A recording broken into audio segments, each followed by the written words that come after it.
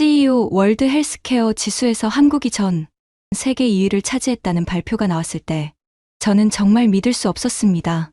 구독과 좋아요 부탁드리며 25년 경력, 독일 심장외과 의사인 제가 한국에서 직접 경험한 충격적인 이야기를 들어보세요.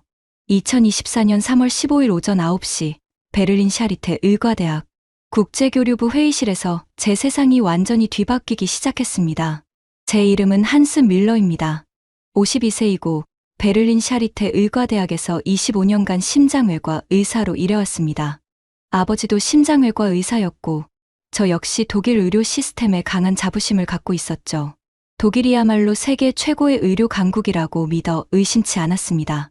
그날 아침 국제교류부장이 가져온 자료를 보는 순간 충격을 받았습니다. CEO 월드 헬스케어 지수에서 독일은 7위에 머물렀는데 한국이 2위를 차지했다는 것이었어요. 더 놀라운 건 의료 접근성에서 한국이 OECD 1위를 기록했다는 사실이었습니다. 독일 의료계는 심각한 문제에 직면해 있었습니다. 수술 대기 시간이 평균 6개월을 넘나들고 응급실에서 8시간씩 기다리는 환자들이 속출했어요. 저희 병원만 해도 관상동맥 수술을 받기 위해 4개월을 기다려야 하는 상황이었죠. 한스, 이번에 30명의 의료진을 선발해서 한국 의료 시스템을 직접 연수하는 프로그램을 진행하려고 합니다. 부장의 말에 저는 내심 의구심이 들었어요. 과연 아시아의 한 나라가 독일보다 나은 의료 시스템을 갖추고 있을까요? 하지만 숫자는 거짓말을 하지 않았습니다. 한국은 인구 1000명당 병상 수가 12.8개로 독일의 7.82개를 압도했고 AI 진단 의료기기 승인 건수도 85건으로 독일의 초기 단계와는 비교할 수 없었어요. 이런 데이터를 보고도 무시할 수는 없었습니다. 동료들의 반응은 제각각이었어요. 아시아 의료가 독일보다 나을 리 없어. 아마 통계 조작이겠지. 하지만 저는 달랐습니다. 25년간 의사로 살면서 배운 건 편견보다는 사실이 중요하다는 것이었거든요. 연수 프로그램의 지원서를 제출하면서 한 가지 다짐을 했습니다. 편견 없이 객관적으로 한국 의료를 살펴보겠다고요. 하지만 그때만 해도 한국에서 제가 환자가 되어 직접 생명을 구원받게 될 줄은 꿈에도 몰랐습니다. 독일 의료 시스템의 문제점들이 하나둘 드러나기 시작했습니다. 제가 직접 경험한 사례만 해도 충격적이었어요. 지난달 응급실로 온 급성 심근경색 환자가 8시간을 기다린 끝에 수술실에 들어갔는데 이미 골든타임을 놓친 상태였습니다. 저희 샤리테 병원은 독일 최고의 의료기관 중 하나입니다.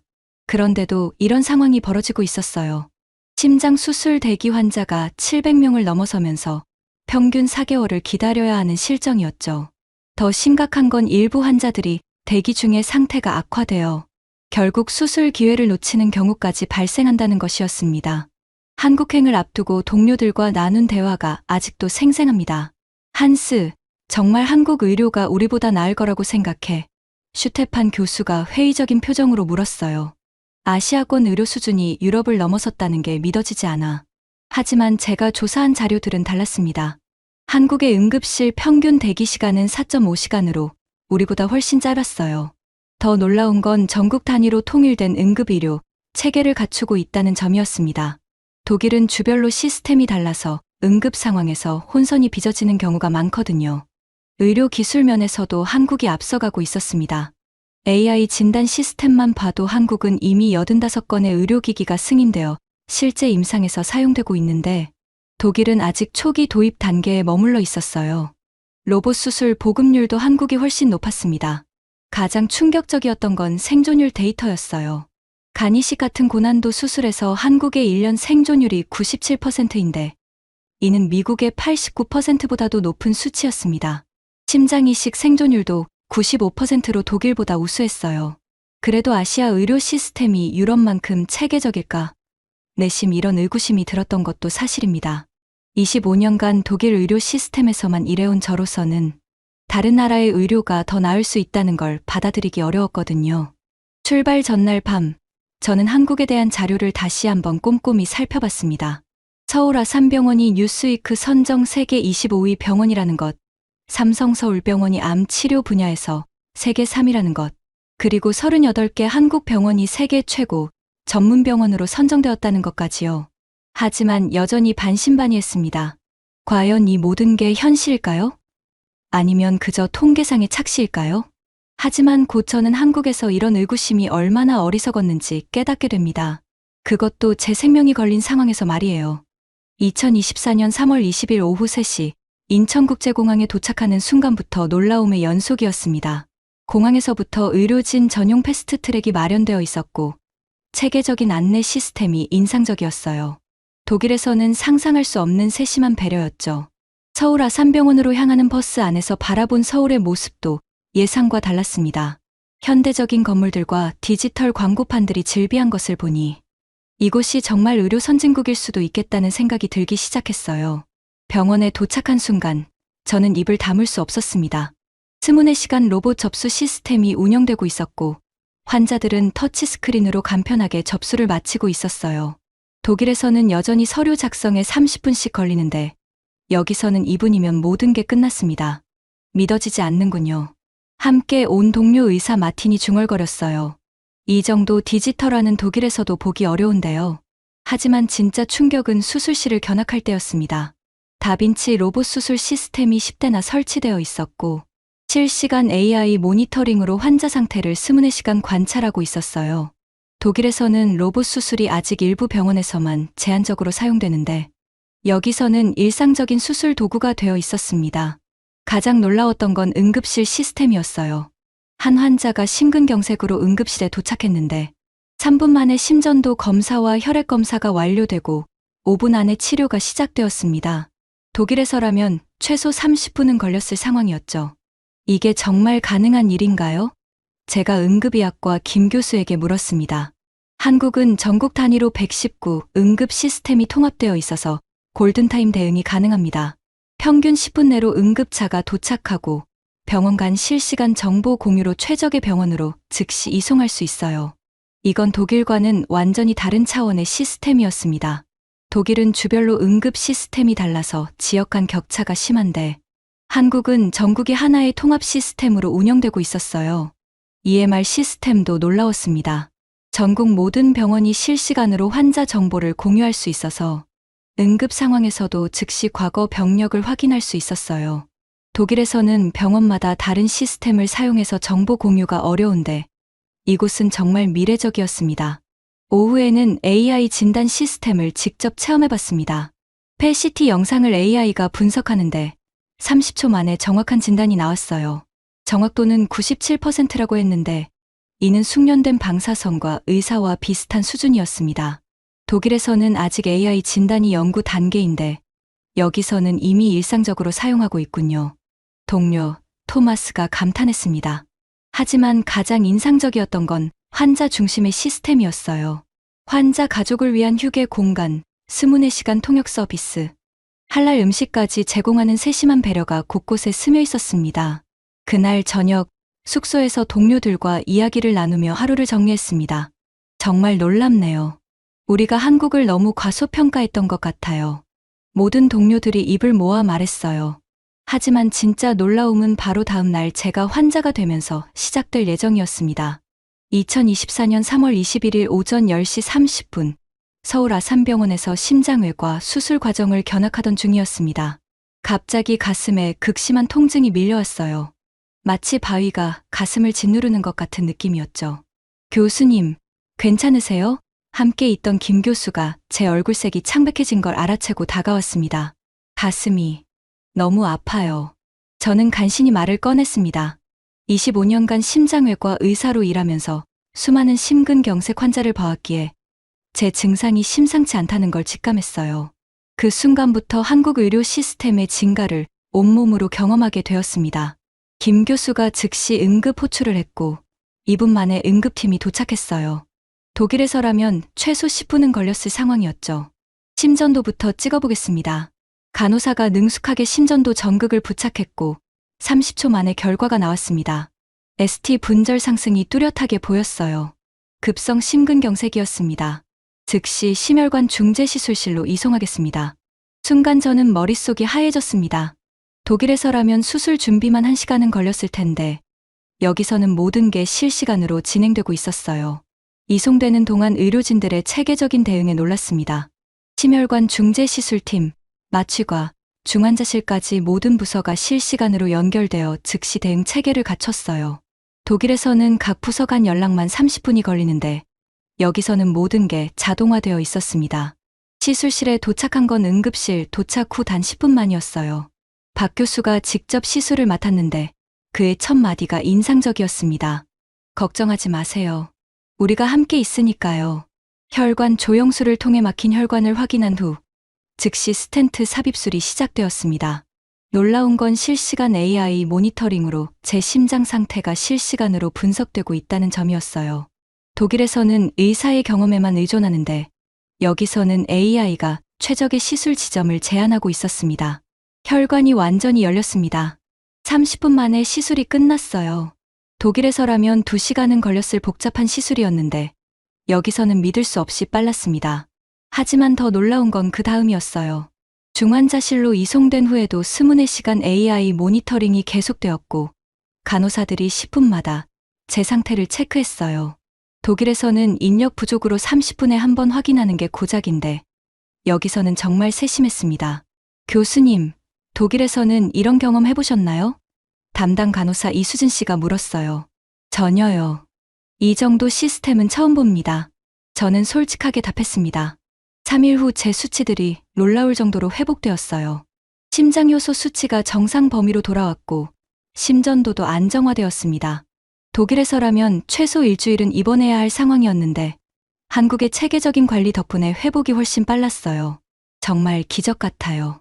함께 온 동료 마틴이 제 회복 상태를 보며 말했습니다. 독일에서는 이런 빠른 회복을 기대하기 어려웠을 텐데요. 퇴원 전날 박 교수가 제게 말했습니다. 한국 의료가 어떠셨나요? 제 생명을 구해주셨어요. 그리고 독일 의료가 얼마나 뒤처져 있는지 깨달았습니다. 저는 진심으로 감사 인사를 드렸어요. 그때까지만 해도 이 경험이 독일 의료계에 어떤 변화를 가져올지는 전혀 예상하지 못했습니다. 하지만 한 가지는 확실했어요. 한국이 저에게 두 번째 생명을 선물해 준 것 같았거든요. 베를린으로 돌아온 지 일주일 후 저는 동료들 앞에서 한국 의료 경험을 발표했습니다. 샤리테 의과대학 대강의실이 의료진들로 가득 찼어요. 제가 직접 환자가 되어 경험한 이야기라서 그런지 모두들 숨죽이며 들었습니다. 한국에서 제가 겪은 10분의 기적을 말씀드리겠습니다. 발표를 시작하자 강의실이 조용해졌어요. 급성 심근경색 진단부터 스텐트 시술까지 단 40분이었습니다. 독일에서라면 최소 3시간은 걸렸을 상황이었죠. 동료들의 표정이 점점 진지해졌습니다. 정말 그게 가능한 일인가요? 슈테판 교수가 믿기 어렵다는 표정으로 물었어요. 여기 제 의료 기록이 있습니다. 저는 한국에서 가져온 자료를 보여줬어요. 심전도 30초, 혈액검사 2분, 시술실 이송 10분. 모든 게 기록되어 있어요. 발표가 끝난 후 반응은 폭발적이었습니다. 우리도 한국식 시스템을 도입할 수 있을까요? 응급실 대기 시간을 줄이는 방법이 있을까요? 질문이 쏟아졌어요. 그날 이후 제 일상이 완전히 바뀌었습니다.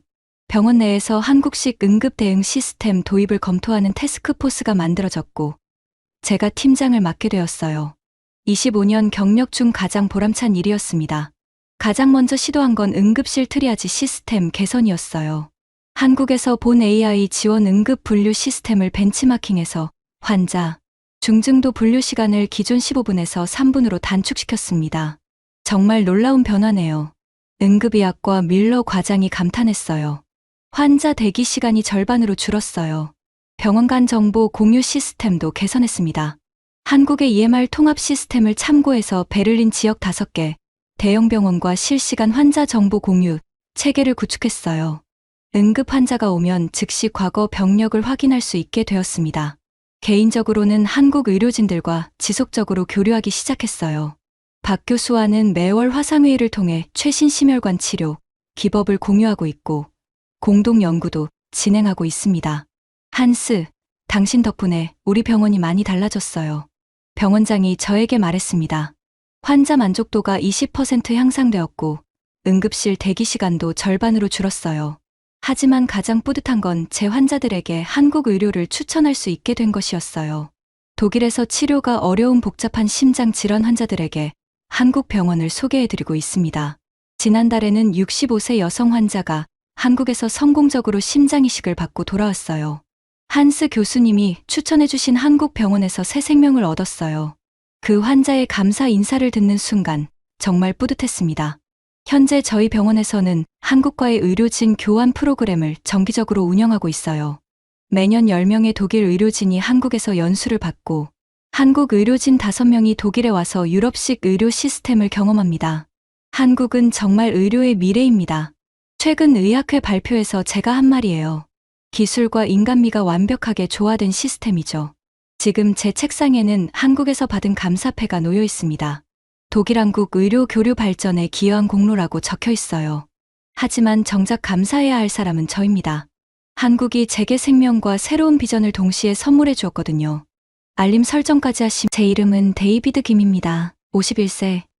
나사 제트 추진연구소에서 20년째 화성 탐사선을 설계하고 있는 수석 엔지니어죠. 할아버지가 한국에서 이민 온 3세 한국계 미국인이지만 솔직히 한국 문화보다는 미국에서 자란 과학자로서의 정체성이 더 강했습니다. 매일 아침 6시에 일어나 파사데나에 있는 JPL로 출근하는 것이 15년째 변함없는 일상이었어요. 무중력 환경에서 작동할 로봇팔을 설계하고 화성 표면의 극한 조건을 시뮬레이션하는 것이 제 전문 분야였습니다. 동료들은 저를 디테일의 악마라고 부를 정도로 완벽주의자였죠. 하지만 이런 정밀한 작업이 제 몸을 서서히 망가뜨리고 있었습니다. 하루 12시간씩 컴퓨터 앞에 앉아 미세한 부품 하나하나를 설계하다 보니 목과 어깨가 점점 굳어갔어요. 처음에는 단순한 근육 피로라고 생각했습니다. 2009년 36세였던 저에게 첫 번째 경고가 왔어요. 아침에 일어났는데 목을 돌릴 수 없을 정도로 아팠습니다. 동네 정형외과에서 MRI를 찍어보니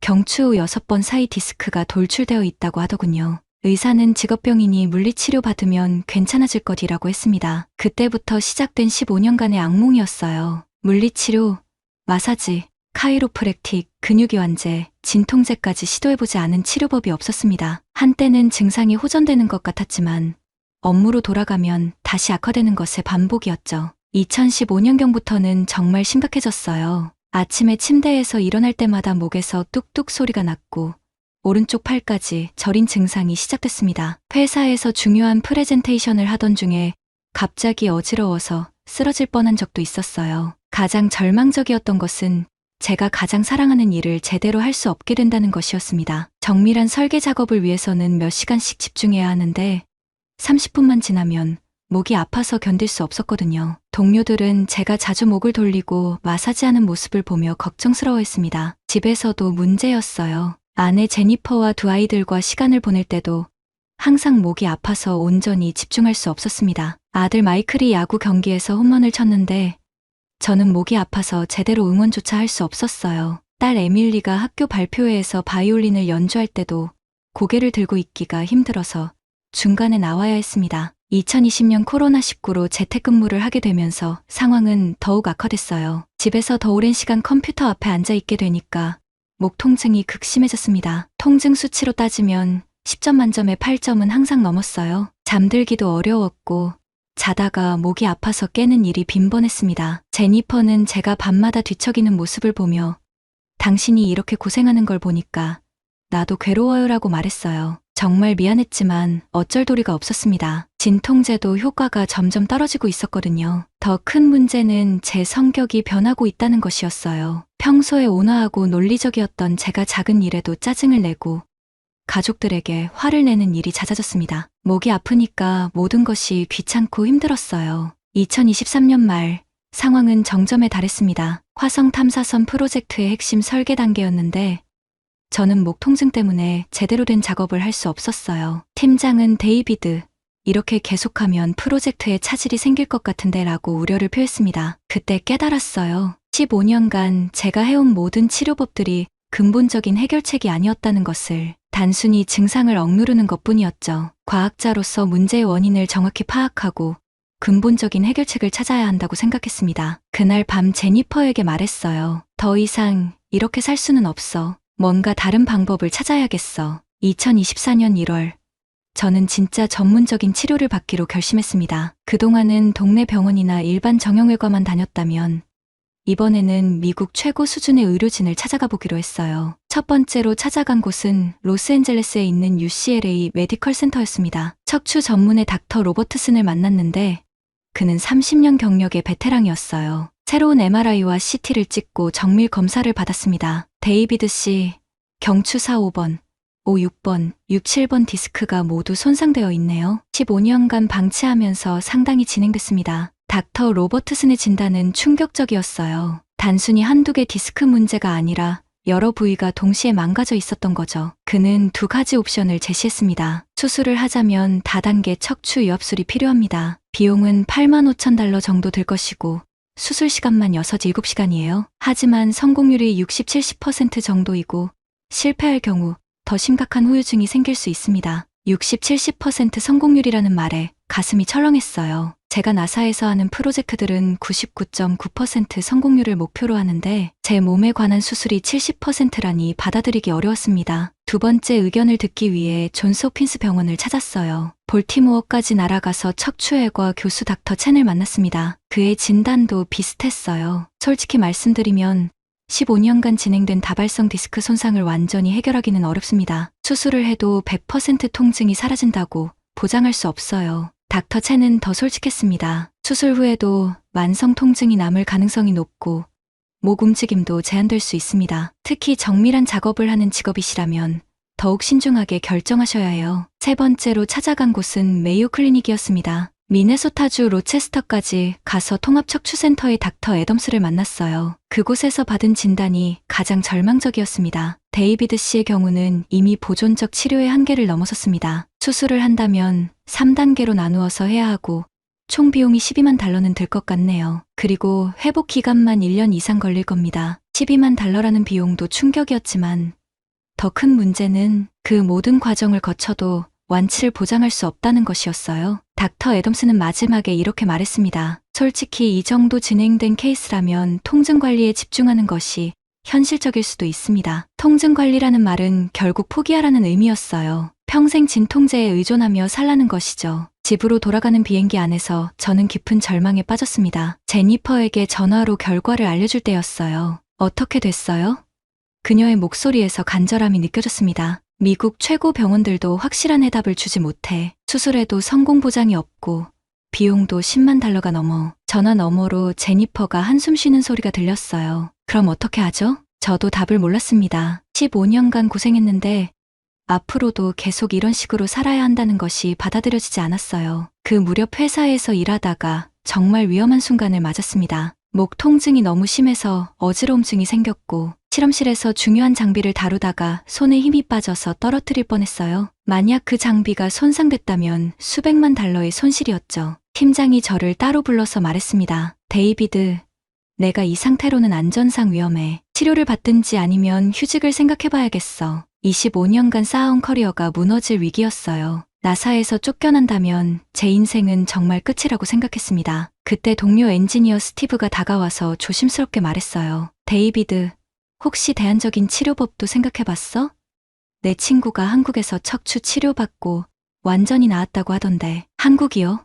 거기서 뭘 어떻게 치료하는데요? 침술이랑 최신 로봇 수술을 같이 한다고 하더라. 비용도 미국의 3분의 1이고 침술이라는 말에 저는 코웃음을 쳤어요. 스티브, 나는 과학자야. 그런 미신 같은 건 믿지 않아. 하지만 그날 밤 호기심에 인터넷을 검색해봤습니다. 놀랍게도 미국 국립보건원 NIH에서 침술의 통증 완화 효과를 공식적으로 인정한 연구 결과들이 나왔어요. 2018년 발표된 연구에서는 8,003명을 대상으로 한 침술 치료 결과가 기존 서양의학보다 더 효과적이라는 결론이 나와 있었습니다. 더 놀라운 것은 한국의 척추 치료 성과였어요. 자생한방병원에서 연간 25만 명을 치료해서 95% 회복률을 달성했다는 데이터를 보고 깜짝 놀랐습니다. 또한 침 치료를 받은 환자들의 허리 수술률이 37% 감소했다는 국가 통계도 있었어요. 이게 정말 과학적으로 검증된 결과라고? 제가 가장 신뢰하는 NIH에서 인정한 치료법이라면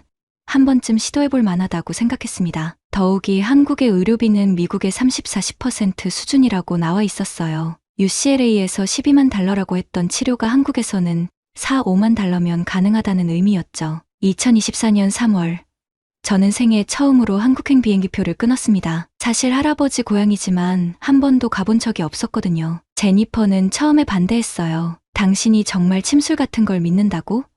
평생 과학만 외치던 사람이? 하지만 제가 NIH 연구 자료를 보여주며 설명하자 마음을 바꿨습니다. 만약 미국 정부 기관에서 인정했다면 시도해볼 만하겠네요. 서울에 도착한 첫인상은 놀라웠어요. 인천공항부터 시작해서 지하철, 병원까지 모든 시설이 깔끔하고 현대적이었습니다. 특히 자생한방병원 강남점에 들어섰을 때는 마치 SF 영화 속 병원 같다는 생각이 들었어요. 접수대에서 영어가 유창한 직원이 친절하게 안내해줬습니다. 데이비드 김님, 환영합니다. 미국에서 오신 환자분들을 위한 전담팀이 준비되어 있어요. 첫 진료를 맡은 분은 척추신경안의학과 이원준 원장님이었습니다. 40대 중반으로 보이는 차분한 인상의 분이었는데 놀랍게도 영어를 거의 원어민 수준으로 구사했어요. 데이비드님, 15년간 정말 고생 많으셨네요. 미국에서 가져온 MRI 영상부터 보겠습니다. 이 원장님은 제 영상을 보더니 고개를 끄덕였어요. 미국 의사들이 수술을 권했을 만합니다. 하지만 여기서는 다른 접근을 해보죠. 다른 접근이라면요? 서양의학은 손상된 부위만 보지만 한의학은 전체적인 몸의 균형을 봅니다. 목 디스크도 결국 전신의 불균형에서 오는 거거든요. 솔직히 처음에는 이해가 안 됐어요. 과학자인 제가 보기에는 너무 추상적인 설명이었습니다. 하지만 이 원장님의 다음 말이 제 생각을 바꿔놓았어요. 데이비드님 같은 경우는 단순히 침만으로는 안 됩니다. 침과 추나, 그리고 필요하면 로봇 수술도 병행해야 해요. 우리는 한방과 양방을 통합한 치료를 합니다. 로봇 수술이라는 말에 귀가 번쩍 뜨였어요. 로봇 수술을 한의학과 함께 한다고요? 네. 우리 병원에는 CUVIS 스파인 로봇 시스템이 있습니다. 일반 수술보다 정확도가 높고 수술 시간도 50분 정도 단축돼요. 회복도 훨씬 빠르고요. 이 원장님은 태블릿을 꺼내서 병원의 치료 시스템을 보여줬습니다. 한방 진료실 옆에 최첨단 로봇 수술실이 있고 MRI와 CT는 물론 3D 척추 분석 시스템까지 갖춰져 있었어요. 우리는 먼저 한방 치료로 염증을 줄이고 근육을 이완시킵니다. 그 다음 정밀한 로봇 수술로 눌린 신경을 해제하고 마지막에 재활까지 통합적으로 진행해요. 정말 체계적이고 과학적인 접근법이었습니다. 제가 나사에서 복잡한 시스템을 설계할 때와 비슷한 논리였어요. 첫 번째 진맥을 받을 때였습니다. 이 원장님이 제 손목을 짚으며 몇 분간 집중하더니 신기한 말을 했어요. 수면이 부족하시고 스트레스가 많으시네요. 그리고 소화도 잘 안 되시죠? 정말 놀랐어요. 제가 말하지 않았는데 맞는 얘기였거든요. 목 통증 때문에 잠을 제대로 못 자고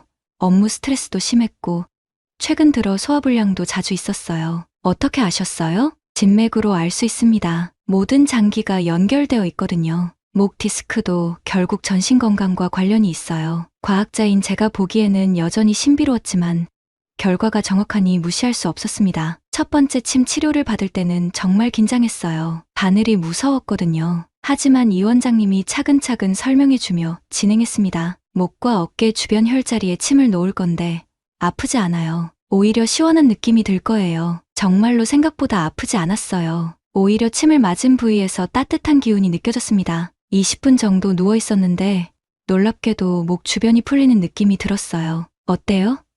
조금 편해지셨죠? 네. 정말 신기해요. 이게 어떻게 가능한 거죠? 침은 경락을 자극해서 기혈순환을 돕습니다. 서양의학으로 설명하면 혈류 개선과 근육 이완 효과가 있어요. 과학적인 설명을 들으니 이해가 됐습니다. 결국 침술도 근육과 신경에 물리적 자극을 주는 치료법이었던 거죠. 두 번째 날에는 추나 치료를 받았어요. 이것도 처음 경험하는 것이었는데 정말 놀라웠습니다. 손으로 정교하게 척추를 조정하는 것이 마치 정밀 기계를 다루는 것 같았어요. 추나는 틀어진 척추를 원래 자리로 되돌리는 치료입니다. 미국의 카이로프랙틱과 비슷하지만 더 부드럽고 정밀해요. 정말로 그랬어요. 미국에서 받았던 카이로프랙틱은 뚝뚝 소리나며 좀 거칠었는데 추나는 조심스럽고 정교했습니다. 치료 후에 목 움직임이 확실히 좋아졌어요. 일주일간 침과 추나 치료를 받으며 상태가 많이 개선됐습니다. 15년간 8, 9점이었던 통증이 5, 6점 정도로 줄어들었어요. 하지만 이 원장님은 근본적인 해결을 위해서는 로봇 수술이 필요하다고 했습니다. 한방 치료로 염증은 많이 줄었어요. 이제 눌린 신경을 정확히 해제해야 합니다. 로봇 수술로 하면 최소한의 절개로 최대 효과를 낼 수 있어요. 수술 전날 밤 제니퍼와 화상 통화를 했어요. 어때요? 정말 좋아지고 있어요? 이미 많이 좋아졌어. 한국 의료진들 정말 대단해. 그럼 수술도 잘 될 거예요. 사랑해요. 15년 만에 처음으로 희망을 품고 잠들 수 있었습니다. 수술 당일 아침, 저는 생각보다 차분했어요. 이상하게 불안하지 않았습니다. 일주일간 한방 치료를 받으면서 이곳 의료진들에 대한 신뢰가 생겼거든요. 수술을 담당할 신경외과 박준호 교수님을 만났습니다. 30대 후반의 젊은 의사였는데 영어도 유창하고 설명도 정확했어요. 데이비드님, 오늘 CUVIS 스파인 로봇을 이용해서 경추 5, 6번, 6, 7번 두 부위를 정밀하게 수술할 예정입니다. 기존 수술보다 절개 부위가 작고 정확도가 높아요. 박 교수님이 보여준 3D 시뮬레이션이 정말 놀라웠어요. 제 목뼈를 3차원으로 재현해서 어느 부위를 어떻게 수술할지 미리 계획된 거였습니다. 나사에서 우주선 궤도를 계산할 때와 비슷한 정밀함이었어요. 로봇이 어떻게 작동하는 거죠? 로봇팔이 0.1mm 단위로 정확하게 움직여서 신경 손상 위험을 최소화합니다. 사람 손으로는 불가능한 정밀도예요. 수술실에 들어가니 정말 첨단 장비들로 가득했습니다. 중앙에 있는 CUVIS 스파인 로봇이 마치 SF 영화에 나올 법한 모습이었어요. 여러 개의 정밀한 로봇팔이 달려있고 거대한 모니터들이 실시간으로 수술 부위를 보여주고 있었습니다. 와, 정말 대단하네요. 이게 한국에서 개발된 로봇인가요? 네. 한국 기술로 만든 세계 최고 수준의 척추 수술 로봇입니다. 마취에서 깨어났을 때 가장 먼저 느낀 것은 놀라움이었어요. 15년간 계속되던 목 통증이 거의 사라져 있었거든요. 물론 수술 부위는 약간 아팠지만 그 만성적이고 지긋지긋했던 통증은 없었습니다. 어떠세요? 통증이 어때요? 간호사가 물어봤을 때 저는 감격스러워서 눈물이 날 뻔했어요. 정말 안 아파요. 네, 처음이에요. 박 교수님이 수술 결과를 설명해주러 왔을 때였습니다. 수술이 완벽하게 성공했어요. 눌렸던 신경이 모두 해제됐고 로봇 덕분에 주변 조직 손상도 최소화됐습니다. 얼마나 정확했나요? 계획했던 대로 정확히 0.3mm 오차 범위 내에서 수술이 완료됐어요. 기존 수술보다 50분 단축됐고 출혈도 거의 없었습니다. 과학자인 제가 듣기에도 정말 놀라운 정밀도였어요. 나사에서 우주선 부품을 조립할 때도 이 정도 정확도는 쉽지 않거든요. 수술 후 이틀째부터는 물리치료가 시작됐습니다. 하지만 여기 물리치료도 미국과는 달랐어요. 서양의학적 재활과 한방의 침, 추나를 통합해서 진행했습니다. 수술로 구조적 문제는 해결됐지만 15년간 굳어진 근육과 자세를 바로잡아야 해요. 물리치료사 김 선생님의 설명이었습니다. 정말 체계적이고 과학적인 재활 프로그램이었어요. 운동 치료 전에 침으로 근육을 이완시키고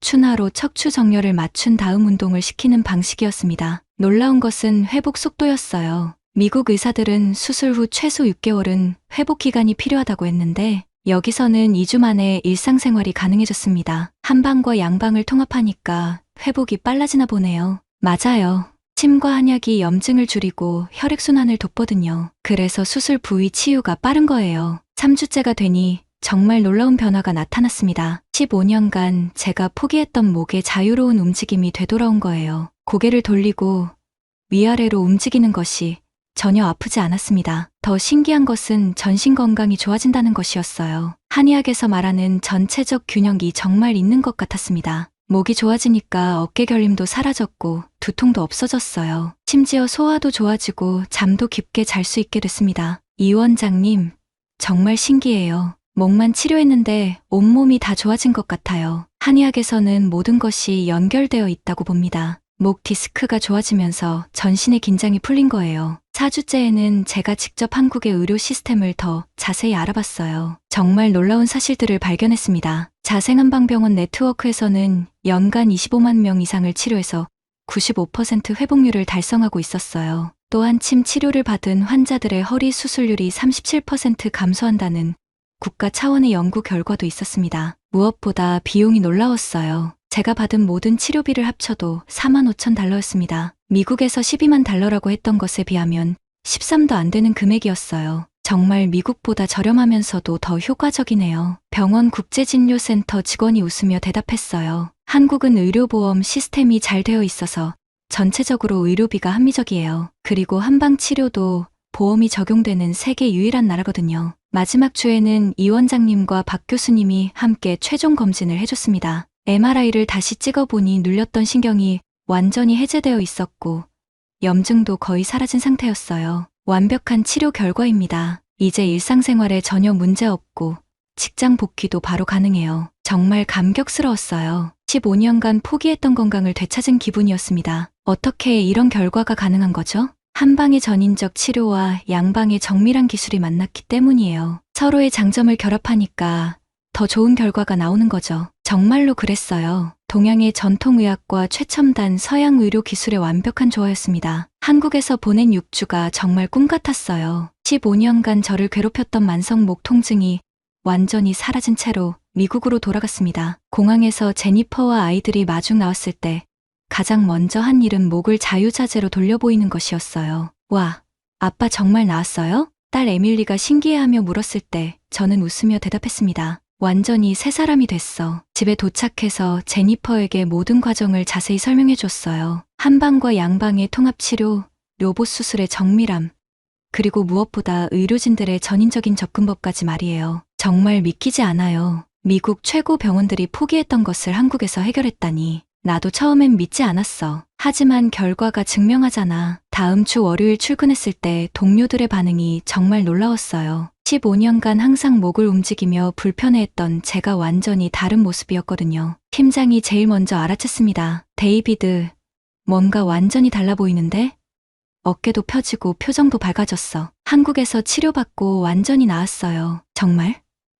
어떻게 치료받았는데? 저는 점심시간에 동료들을 모아놓고 한국에서의 경험을 발표했어요. 나사 엔지니어들답게 데이터와 수치를 중심으로 설명했습니다. 한국의 자생한방병원에서는 연간 25만 명을 치료해서 95% 회복률을 달성합니다. 침치료로 수술률을 37% 줄인다는 국가 통계도 있어요. 동료들이 점점 관심을 보이기 시작했어요. 특히 저처럼 목과 어깨 문제를 겪고 있던 동료들이 열심히 메모하더군요. 비용은 어땠어? 미국의 3분의 1도 안 돼요. 12만 달러 수술을 4만 5천 달러에 받았어요. 와, 그 정도면 의료 관광으로도 충분히 가치가 있겠네. 가장 놀란 건 스티브였어요. 처음 한국 치료를 추천했던 그 동료 말이에요. 데이비드, 정말 내 말 듣고 갔구나. 어때?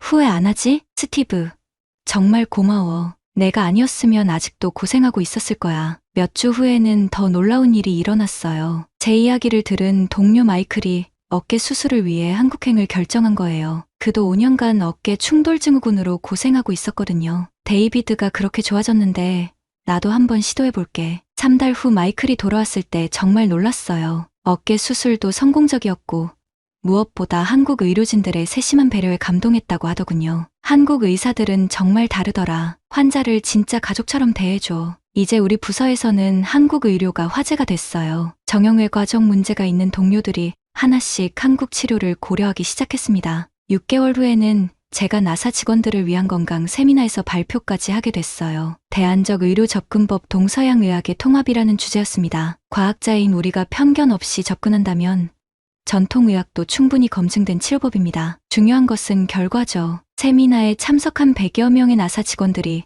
정말 열심히 들었어요. 특히 NIH에서 침술 효과를 공식 인정했다는 부분에서 많이 놀라더군요. 이제 1년이 지났습니다. 제 목 상태는 완전히 정상이에요. 하루 12시간씩 정밀 작업을 해도 전혀 문제 없고 오히려 집중력이 더 좋아진 것 같아요. 15년간 만성 통증 때문에 흐려졌던 사고가 맑아진 기분입니다. 무엇보다 가족과의 시간이 행복해졌어요. 아들 마이클의 야구 경기를 끝까지 관람할 수 있고 딸 에밀리의 바이올린 발표회도 목 아픔 없이 들을 수 있게 됐습니다. 제니퍼는 제가 완전히 다른 사람이 되었다고 해요. 15년 만에 진짜 남편을 되찾은 기분이야. 지금도 가끔 한국 의료진들과 연락을 주고받아요. 이 원장님과 박 교수님께 정기적으로 근황을 알려드리고 감사 인사를 전합니다. 최근에는 나사 내에서 한국 의료 그룹이라는 비공식 모임까지 생겼어요. 한국에서 치료받은 동료들과 관심 있는 직원들이 모여서 정보를 공유하는 모임이죠. 데이비드, 내가 개척자였어. 덕분에 우리 모두가 새로운 치료 옵션을 알게 됐어. 동료들의 이런 말을 들을 때마다 정말 뿌듯해요. 제가 받은 도움을 다른 사람들에게도 전할 수 있어서 말이에요. 할아버지 고향이었지만 전혀 몰랐던 한국이라는 나라에 대한 인식도 완전히 바뀌었습니다. 첨단 기술과 전통의학이 조화를 이룬 정말 놀라운 나라였어요. 앞으로도 더 많은 미국인들이 일본 최대 문구업체에서 근무하는 제가 오늘 여러분께 정말 충격적인 이야기를 들려드리겠습니다. 구독 버튼 누르시고 끝까지 들어보시면 한국 기술의 놀라운 실력을 확인하실 수 있을 거예요. 저는 하나의 미즈키입니다. 일본에서 가장 유명한 볼펜 제트스트림을 만드는 파일럿에서 마케팅팀 주임으로 일하고 있어요. 와세다 대학교 산업디자인과를 졸업하고 파일럿에 입사한 지 벌써 3년째가 되었습니다. 개인적으로는 문구 리뷰 유튜브 채널을 운영하고 있어서 볼펜에 대해서는 누구보다 자신이 있었죠. 2024년 3월 14일 오후 2시 도쿄 신주쿠에 있는 파일럿 본사 12층 회의실에서 제 인생이 완전히 바뀌는 순간을 맞았습니다. 분기별 매출 검토 회의였는데 부장님의 첫마디가 저를 충격에 빠뜨렸어요. 제트스트림 매출이 3년 연속 하락하고 있습니다. 전년 대비 12% 감소했어요. 순간 회의실이 조용해졌습니다. 제트스트림은 일본 볼펜 시장의 절대 강자였거든요. 연간 5천만 자루가 팔리는 우리의 자랑이었는데 이런 일이 일어날 줄은 꿈에도 몰랐어요. 더 놀라운 건 그 다음 발표였습니다. 경쟁사 분석 결과 한국 모나미 브랜드가 일본 시장에 급속히 진입하고 있습니다. 특히 FX153 모델이 젊은 소비자들 사이에서 인기를 끌고 있어요. 모나미? 한국 회사라고요? 저는 귀를 의심했습니다. 일본은 볼펜 기술에서 세계 최고라고 믿어왔거든요. 파일럿, 제브라, 유니가 전 세계 볼펜 시장을 장악하고 있다고 생각했는데 한국 회사가 우리를 위협한다니요. 부장님이 계속 설명했습니다. 아마존 재팬에서 모나미 FX153 리뷰를 보면 평점 4.6점에 구매 후기가 3,000개가 넘어요. 가볍고 부드럽다는 평가가 많습니다. 그 순간 제 가슴이 두근거리기 시작했어요. 하지만 이건 시작에 불과했습니다. 회의가 끝난 후 저는 곧바로 인터넷으로 모나미 FX153을 주문했습니다. 2일 후 택배로 도착한 소포를 뜯는 순간 제 손이 살짝 떨렸어요. 겉보기에는 평범한 볼펜이었습니다. 하지만 가격표를 보고 깜짝 놀랐죠. 88엔이었거든요. 우리 제트스트림이 190엔인데 절반도 안 되는 가격이었어요. 처음에는 역시 싸구려구나라고 생각했습니다. 하지만 펜을 손에 잡는 순간 뭔가 달랐어요. 무게감이 적당했고 그립감도 나쁘지 않았습니다. 펜 뚜껑을 열고 종이에 글을 써보는 순간 제 표정이 굳어졌어요. 너무 부드러웠습니다. 잉크가 미끄러지듯 나오면서도 번지지 않았어요. 5분 동안 계속 써봤는데 손목이 전혀 아프지 않았습니다. 이상했어요. 88엔짜리 볼펜이 190엔짜리 제트스트림만큼, 아니 어떤 면에서는 더 좋은 느낌이었거든요. 그날 밤 저는 잠을 이룰 수 없었습니다. 정말 한국 볼펜이 우리를 앞서고 있는 건 아닐까요? 다음 날 아침, 저는 회사 동료 5명을 모아서 블라인드 테스트를 해보기로 했습니다. 제트스트림, 사라사, 그리고 모나미 FX153을 브랜드를 가리고 테스트해본 거예요. 결과는 정말 충격적이었습니다. 5명 중 3명이 모나미를 1위로 선택했어요. 이 펜이 가장 부드럽고 오래 써도 손이 안 아파요라는 반응이었습니다. 저 역시 솔직히 말하면 모나미의 필기감이 가장 좋았어요.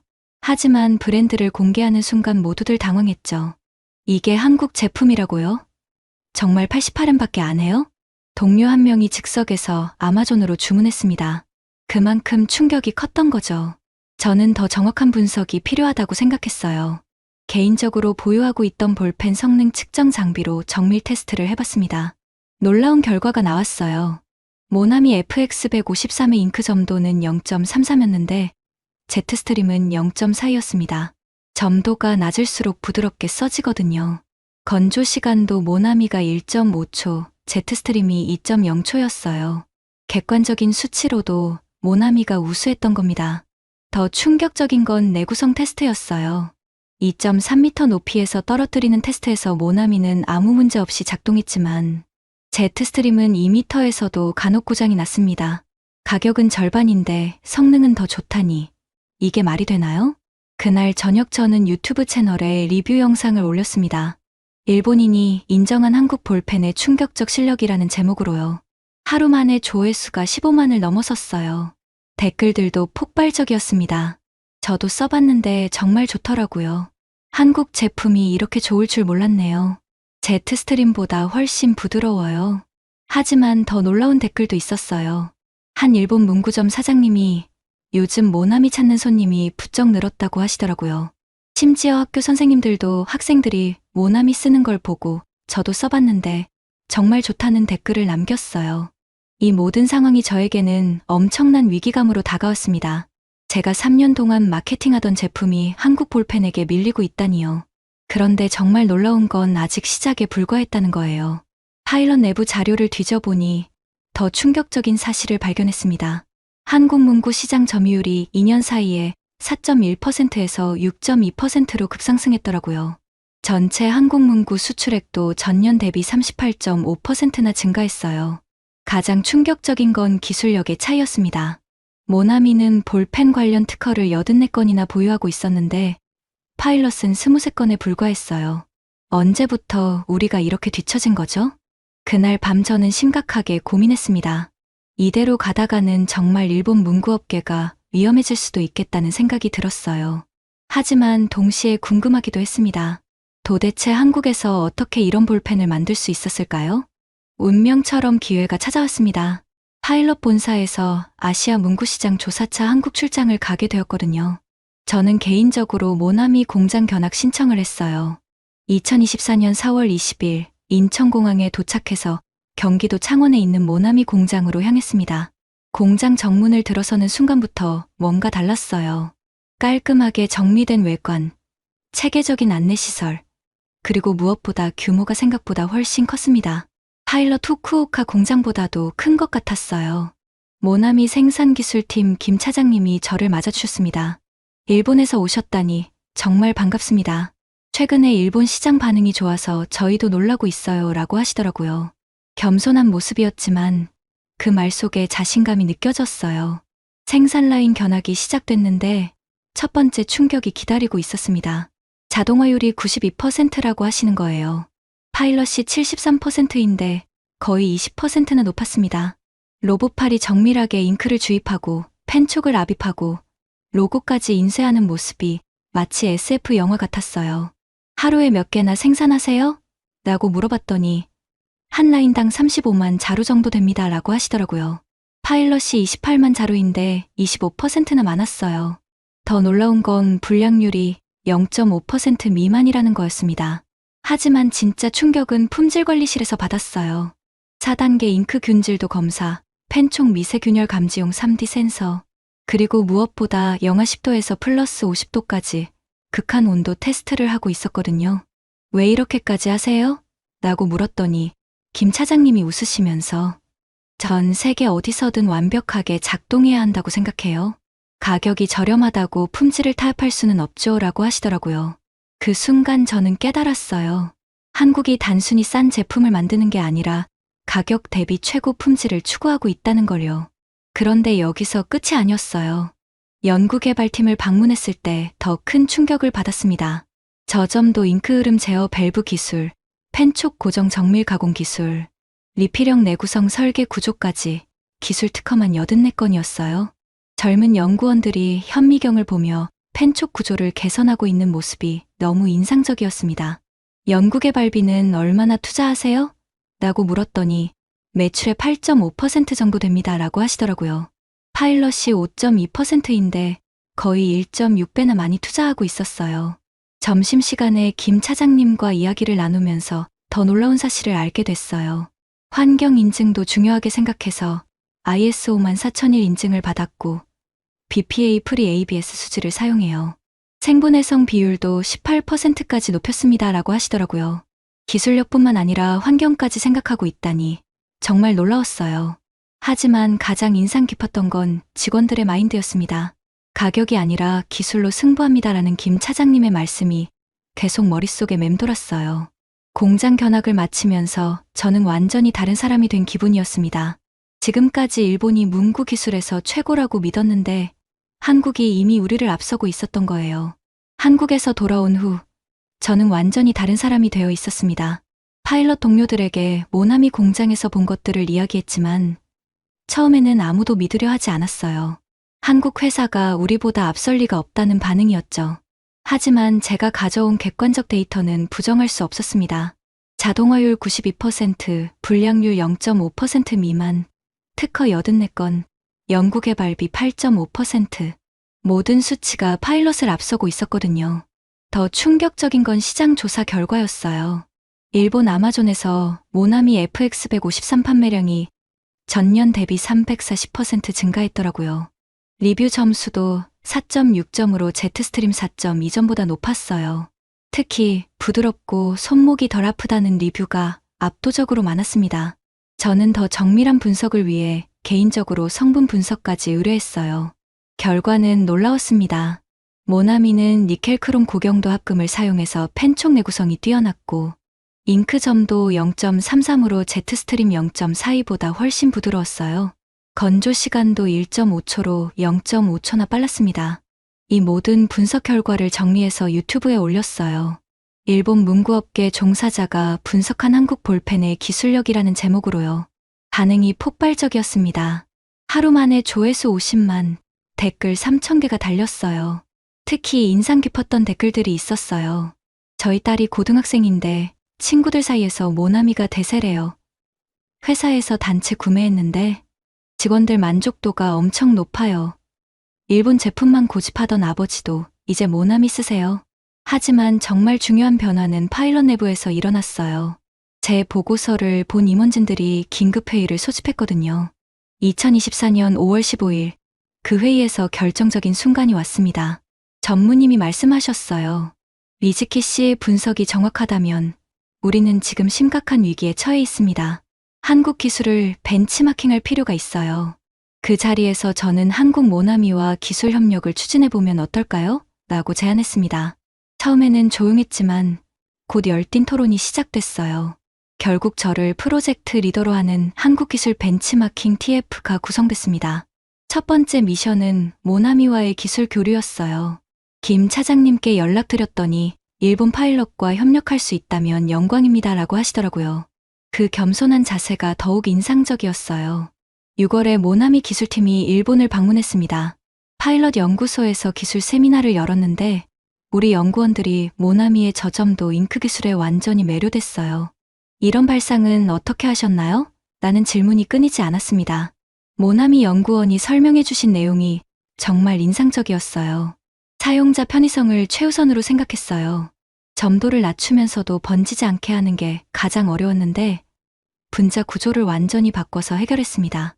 그날 저녁 모나미 팀과 함께 저녁 식사를 하면서 더 깊은 이야기를 나눴어요. 한국에서는 어떻게 이런 기술 개발이 가능했나요? 라고 물어봤더니 실패를 두려워하지 않는 문화와 지속적인 투자, 그리고 무엇보다 사용자 중심 사고가 핵심이었어요 라고 하시더라고요. 그 순간 저는 깨달았어요. 한국이 단순히 기술이 뛰어난 게 아니라 사용자를 진심으로 생각하는 마음이 기술로 이어진다는 걸요. 7월부터는 본격적인 공동 개발 프로젝트가 시작됐습니다. 파일럿의 브랜드력과 모나미의 기술력을 결합한 새로운 볼펜을 만드는 거였어요. 개발 과정에서 정말 많은 걸 배웠습니다. 한국 엔지니어들의 세심함과 완벽주의, 그리고 끊임없는 개선 의지가 놀라웠어요. 2024년 9월, 드디어 파일럿과 모나미가 공동 개발한 새로운 볼펜이 출시됐습니다. 제트스트림 코리아 에디션이라는 이름으로요. 한국의 저점도 잉크 기술과 일본의 디자인이 만난 완벽한 결합이었어요. 출시 첫 주에 10만 자루가 완판됐습니다. 소비자 반응도 폭발적이었어요. 지금까지 써본 볼펜 중 최고, 부드러우면서도 고급스러워요. 한일 협력의 완벽한 결과물이라는 리뷰들이 쏟아졌어요. 더 놀라운 건 파일럿 내부 변화였습니다. 임원진들이 저에게 앞으로 아시아 기술 협력 총괄을 맡아달라고 제안했어요. 한국 기술의 가치를 정확히 파악하고 협력을 이끌어낸 공로를 인정받은 거죠. 제 유튜브 채널도 큰 변화를 맞았습니다. 구독자가 25만 명을 넘어섰고 한일 문구 기술 협력 전문가로 인정받게 됐어요. 일본 문구업계 세미나에서 강연 요청도 들어오기 시작했습니다. 가장 기억에 남는 강연은 도쿄 문구산업협회에서 한 한국에서 배우는 문구 혁신이었어요. 300명의 업계 관계자들 앞에서 제가 경험한 모든 것을 이야기했습니다. 강연이 끝난 후 많은 분들이 다가와서 정말 눈이 번쩍 뜨이는 내용이었다. 우리도 한국과 협력을 고려해봐야겠다고 말씀해 주셨어요. 지금 생각해보면 모든 변화의 시작은 88엔짜리 모나미 볼펜 한 자루였어요. 처음에는 그저 경쟁사 제품 분석이라고 생각했는데 제 인생과 일본 문구업계 전체를 바꾸는 계기가 되었죠. 한국에서 배운 가장 중요한 것은 겸손함이었어요. 기술력이 뛰어나면서도 아직 부족하다. 더 개선할 점이 있다는 마인드로 끊임없이 발전시키려는 자세요. 그리고 사용자를 진심으로 생각하는 마음이 결국 최고의 제품을 만든다는 걸 깨달았어요. 요즘 제 책상에는 항상 모나미 FX153이 놓여 있어요. 볼 때마다 처음 그 부드러운 필기감에 놀랐던 순간이 떠오릅니다. 그리고 한국 기술자들의 진심, 어린 노력과 열정이 생각나요. 일본과 한국이 경쟁만 하는 관계가 아니라 서로 배우고 발전하는 파트너가 될 수 있다는 걸 보여준 소중한 경험이었어요. 앞으로도 더 많은 한일 기술 협력 프로젝트를 만들어 나가고 싶습니다. 구독자 여러분께서도 작은 것부터 시작하는 변화의 힘을 믿어보세요. 88엔짜리 볼펜 하나가 제 인생을 완전히 바꿔놓았듯이 여러분의 작은 발견과 도전이 큰 변화로 이어질 수 있을 거예요.